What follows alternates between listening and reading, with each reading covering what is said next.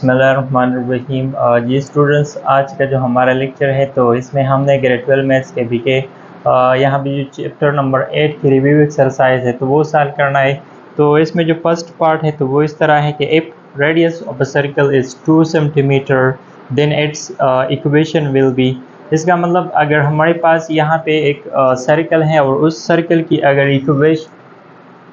अगर उस सर्कल की रेडियस 2 सेंटीमीटर हो तो फिर इसकी जो इक्वेशन है तो वो हमारे पास कौन सा इक्वेशन होगी। तो यहाँ पे इसकी जो रेडियस है तो वो 2 सेंटीमीटर गिवन है और यहाँ पे इसके लिए जो हमने इक्वेशन यूज़ करना है तो वो ये वाला है कि x square plus y square equal to a square. मतलब यहाँ पे ये जो सर्कल की ये वाला इक्वेशन है तो ये हमने यूज़ करनी है।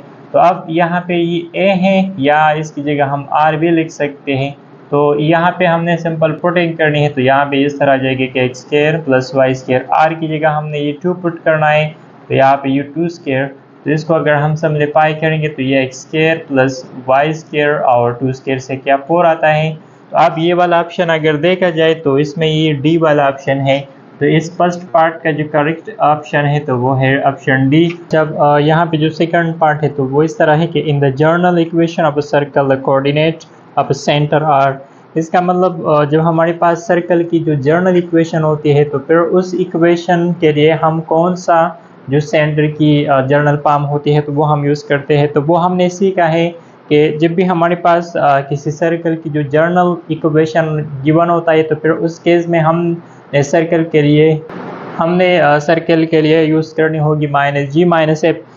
मतलब ये वाला फॉर्म हमने यूज़ करनी होगी कि जब भी हमारे पास सर्कल की क्या जर्नल इक्वेशन गिवन हो। लेकिन यहाँ पे अगर देखा जाए तो ये जो हमारे पास माइनस जी माइनस एफ है तो ये वाला ऑप्शन इस में नहीं है। मतलब यहाँ पे जो लास्ट डी वाला है तो वो ये बुक वाले ने गलत लिखा है। मतलब उन्होंने फर्स्ट माइनस एफ लिखा है फिर माइनस जी। तो ये माइनस एफ माइनस जी नहीं है, मतलब ये इस तरह है। तो आपने यहाँ पे क्या डी ऑप्शन इसके लिए करेक्ट लिखने हैं कि यहाँ पे जो करेक्ट ऑप्शन है इसके लिए तो वो minus g and minus f है। अच्छा, इसके बाद जो थर्ड क्वेश्चन नंबर 3 है तो वो इस तरह है कि for the general equation of the circle the radius can be calculated by.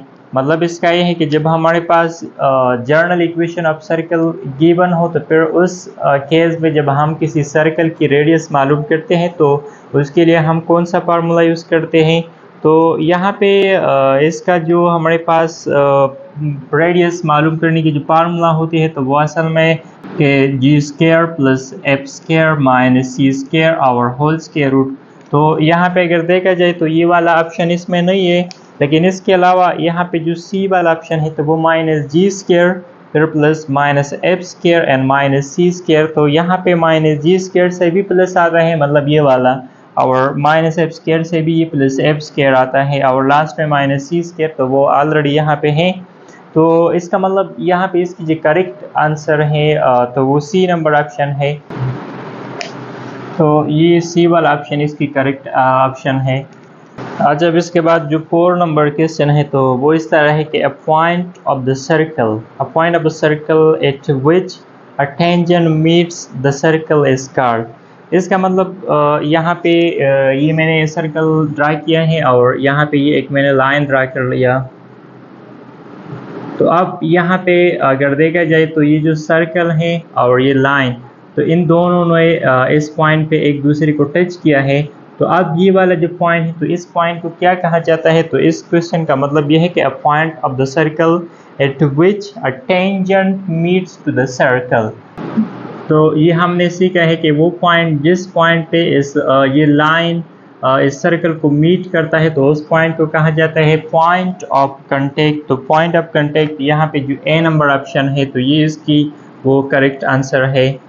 अच्छा, इसके बाद जो क्वेश्चन नंबर 5 है तो वो इस तरह है कि if the discriminant of the quadratic equation तो वो इस तरह है कि m square into x one square minus है 2, फिर दूसरा minus 2m x1 y1 and plus y1 square minus a2 equal to 0 is greater than 0 then the tangent are real and different. और जो सेकंड है तो वो है इमेजिनरी और थर्ड वो है रियल एंड कॉन्स्टेंट और डी वो है इक्वल।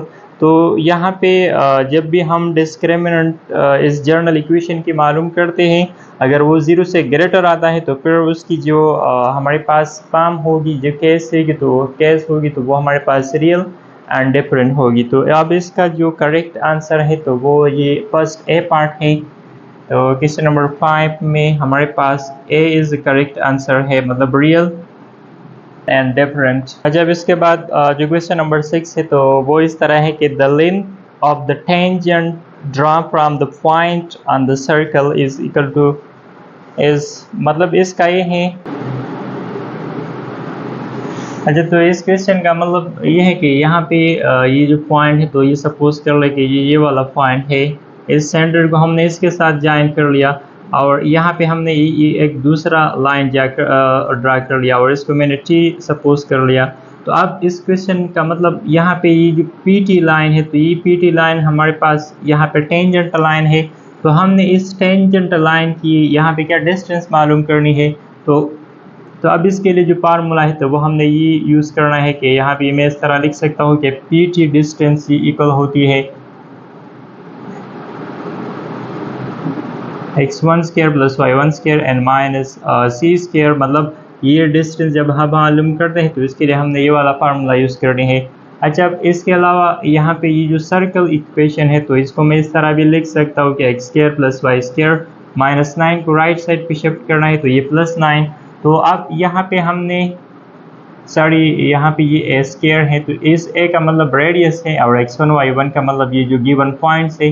तो यहाँ पे अगर देखा जाए तो इस इक्वेशन की हमने इस इक्वेशन के साथ कंपैरिजन करनी है। तो यहाँ से हमने ए मालूम करनी है। तो यहाँ पे ए हमारे पास यहाँ पे अगर देखा जाए तो ए स्क्वायर इक्वल है 9 ही, मतलब ये वाला equation x square plus y square equal A square. तो इसकी हमने इसके साथ कंपैरिजन, तो यहाँ पे ए इक्वल आ जाएगा 3 की। तो अब ये वैल्यूज हमने यहाँ पे पुट करनी है। तो ये इस तरह आ जाएगा कि x1, तो x1 की जगह हमने 3 स्क्वायर आ जाएगा, 3 स्क्वायर इक्वल होती है 9 की। y1, तो y1 की जगह हमने ये 4 पुट करना है तो 4 स्क्वायर से आता है 16। फिर यहाँ पे ये माइनस और a है तो a की जगह हमने 3, तो 3 स्क्वायर से 9 आता है। तो अब यहाँ पे इसको हमने सिंप्लीफाई करनी है। तो इन दोनों के एडिशन से 25 और 25 से अगर हम 9 माइनस करेंगे या इस तरह भी हम कर सकते हैं कि ये दोनों कैंसिल, 16 स्क्वायर रूट रह जाएगा और 16 स्क्वायर रूट की इक्वल होती है 4 की।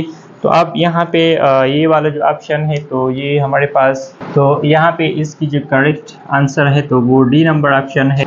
जब इसके बाद जो 7 पार्ट है तो वो इस तरह है कि the angle subtended can be calculated by using the trigonometric identity. तो इसका जो करेक्ट आंसर है तो वो बी वाला ऑप्शन है, मतलब ये जो है tangent 2 theta equal to 2 tangent theta and 1 minus tangent square theta. तो ये वाला फार्मूला हम यूज़ करते हैं जब हम एंगल मालूम करते हैं। जब ये जो पार्ट नंबर 8 है तो वो इस तरह है कि what is the contact point पर line x equal 7 touch the circle.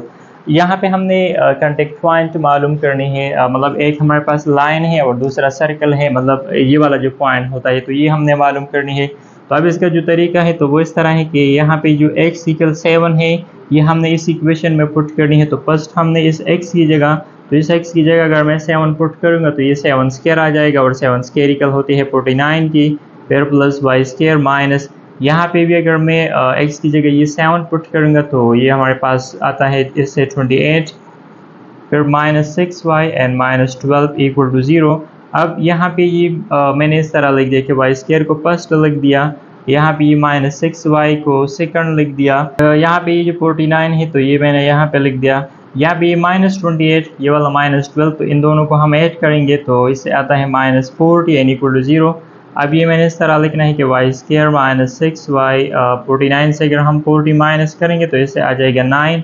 अब यहाँ पे ये हमारे पास क्वाड्रेटिक इक्वेशन है तो इसको हमने फैक्टराइजेशन से सॉल्व करनी है। तो इसकी जगह ये मैं लिख सकता हूँ कि y square minus 3y and last में प्लस 9 इक्वल 0। इस फर्स्ट टू टर्म में y कामन तो यहाँ पे रह जाएगा y माइनस 3 है और यहाँ पे माइनस 3 कामन तो यहाँ पे भी y minus 3 n equal to 0। अब ये इस तरह लिखना है कि y माइनस 3 और इन दोनों को अलग ब्रैकेट में लिखना है तो y माइनस 3 इक्वल 0। तो यहाँ पे y इक्वल 3 आ जाएगा एंड यहाँ पे भी y इक्वल 3। तो यहाँ से हमने एक वैल्यू लेना है अब यहाँ पे इस लाइन और सर्कल की जो कांटेक्ट पॉइंट होगी तो हम फर्स्ट यहाँ पे x की वैल्यू लिखेंगे, तो x ये वाला वैल्यू जो हमारे पास गिवन है तो वो है 7, और दूसरा हम ये y की वैल्यू, तो ये हमारे पास जो कांटेक्ट पॉइंट इसकी होगी तो वो 7 3 होगी। तो 7 3 यहाँ पे जो हमारे पास डी नंबर ऑप्शन है तो ये इसकी करेक्ट आंसर है। अब इसके बाद जो हमारे पास 9 नंबर पार्ट है तो वो इस तरह है कि for the condition of tangent line y equal mx plus c should touch the circle x square plus y square equal r square if यहाँ पे जब हमारे पास इस तरह फॉर्म गिवन हो कि y equal mx plus c line के लिए, टेंजेंट लाइन के लिए, और सर्कल के अगर ये वाला फॉर्म गिवन हो तो यहाँ पे हमने वो कंडीशन इसके लिए लिखना है जिस कंडीशन पे ये दोनों एक दूसरे को टच करेगा। तो यहाँ पे मतलब हमने c मालूम करनी है, तो c ये हमने पढ़ा था कि जब भी हमारे पास इस तरह की केस आ जाए तो फिर इस केस में हम ये वाला फार्मूला यूज़ करेंगे कि c equal plus minus r n 1 plus m square. लेकिन यहाँ पे अगर देखा जाए तो फर्स्ट जो ऑप्शन है तो वो इस तरह है कि c equal plus r n 1 plus m square square root, और जो बी ऑप्शन है तो वो इस तरह है कि c equal minus r 1 plus m square. तो मतलब ये एक ए वाला और दूसरा बी वाला, तो इसमें सी इज़ करेक्ट आंसर, मतलब बोथ जो ऑप्शन है वो ठीक है। असल में ये इस तरह का फॉर्म है लेकिन वहाँ पे उन्होंने अलग अलग दिया है, तो हमने क्या लिखना है इसमें होगा कि हमारे पास जो बोथ ए एंड बी, तो सी नंबर इसकी करेक्ट, सी ऑप्शन इसकी करेक्ट आंसर है। अच्छा, इसके बाद जो 10 नंबर है तो वो इस तरह है कि a line perpendicular to contact point to a circle is called. हाँ, मतलब इसका ये है कि जब हमारे पास ये सपोज कर ले कि ये यहाँ पे ये कांटेक्ट पॉइंट है और यहाँ पे इस कांटेक्ट पॉइंट पे मैंने सपोज कर लिया कि ये वाला लाइन ड्रा कर लिया, तो ये हमने पढ़ा था कि जब भी हमारे पास कांटेक्ट पॉइंट होती है और इस कांटेक्ट पॉइंट पे जो लाइन परपेंडिकुलर होता है इस कांटेक्ट पॉइंट को, तो इस लाइन को कहा जाता है नॉर्मल। तो इसका भी ये वाला मतलब है। तो अब यहाँ पे अगर देखा जाए तो इसमें जो हमारे पास बी नंबर ऑप्शन है तो ये इसकी करेक्ट आंसर है, तो ये इसकी वो करेक्ट ऑप्शन है। तो इस तरीके से हमने यहाँ पे जो रिव्यू एक्सरसाइज है तो ये इस तरह से हमने सॉल्व करना है।